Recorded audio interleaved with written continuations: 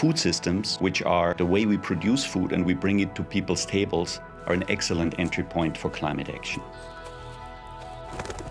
We don't want for it to be years of debate before resources to address these issues are in the hands of people who need them most. Once our trucks are rolling and our airdrops are coming to distribute food, it is already too late. Distributing food is not the answer. Then we are already confronted with a failure to predict and a failure to protect.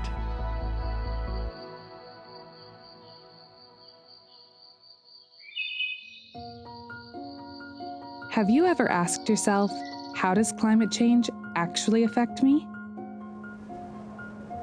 Look no further than your plate. In today's global food crisis, you may have noticed certain foods are less available or missing from the shelves entirely. This reduction in food supplies, as well as increased costs, could rise in the future. As climate impacts kill crops and livestock, degrade soils, deplete fisheries, damage infrastructure and agricultural assets, and cut off transport links to markets. For some, it's not a matter of making a different food choice at the supermarket. Instead, it can mean missing a meal entirely, day after day after day. Finding our way out of the climate crisis is the challenge of our time. We know how to fix it. We know why it matters. We believe everyone deserves to feel secure in having a full plate to eat, day after day after day.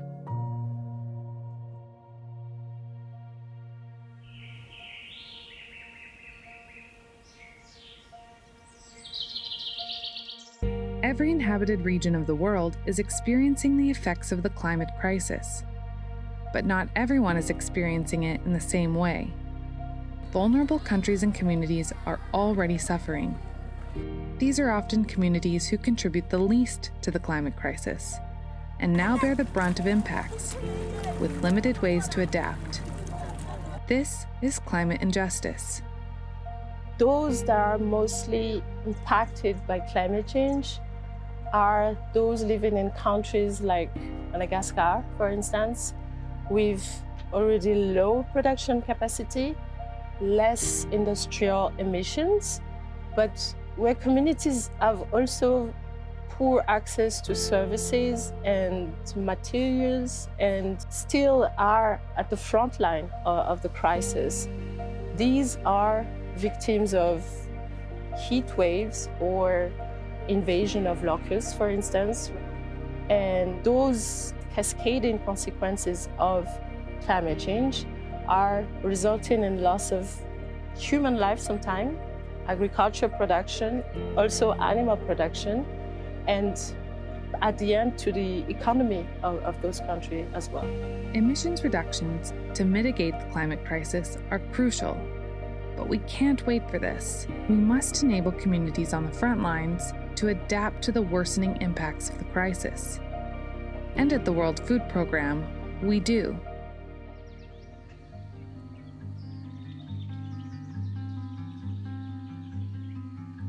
Anticipatory action is one way of supporting people before shocks occur. Funding and implementing preventative measures before a disaster occurs has proven to be life-changing. One of the most promising innovations we've seen is anticipatory action. With the technological advances and the reliability of weather forecasts nowadays, we know with really reliable frequency when a shock is going to hit and who are the people who are going to be most likely affected and how is this going to hurt their livelihoods, what kind of losses might they incur. So with this information and with this reliable forecast, we're often able to pre-identify resources and agree upon how they would be used should the shock hit as is forecasted. When individuals have the opportunity to manage anticipatory action in their local community, change is possible. But it also depends on governments willing to play a key role, changing policies and processes, and committing to investing in climate solutions. Because addressing climate change means making system change.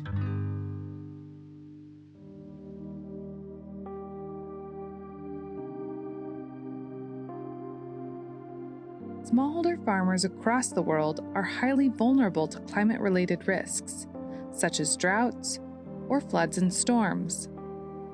With very limited access to the risk financing tools and services that can provide protection from resulting financial losses. This locks many farmers into a vicious cycle of poverty and food insecurity, as recovery from increasingly recurrent and cascading losses becomes close to impossible. WFP works with communities and governments to use a range of tools to protect communities from the impacts of these shocks. Some of these might be instruments such as microinsurance that WFP aggregates and pays the premium for on behalf of farmers. It might be anticipatory action that will allow WFP and others to respond much faster in a much more targeted way. Right now, the activities required to produce, process, and transport food to our tables are neither equitable nor sustainable. The strength of our food systems is further tested in the face of climate impacts. Protection against such risks can help in the short and long term.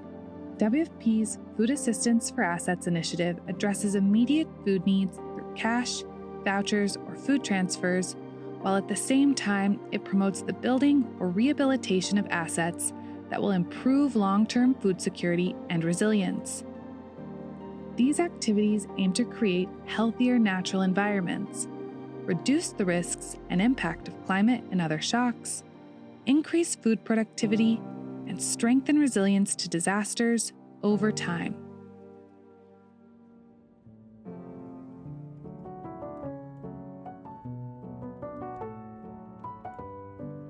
The climate might be changing, but so are we. We've seen how implementing solutions to anticipate, restore, protect, and energize can support affected communities. Every step taken against climate injustice brings us closer to our pursuit of a world free from hunger. Is it still possible to fight the climate crisis? Yes, it is possible.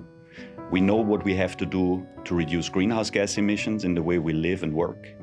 We know how to adapt to the impacts of the climate crisis and to manage climate risk, but we need the institutional incentives, the processes, the political will to do this globally and at scale. As a global community, we are only as safe as our most vulnerable members. If we manage to de-risk food systems and protect the most vulnerable, then we will be able to stem the tide of global hunger.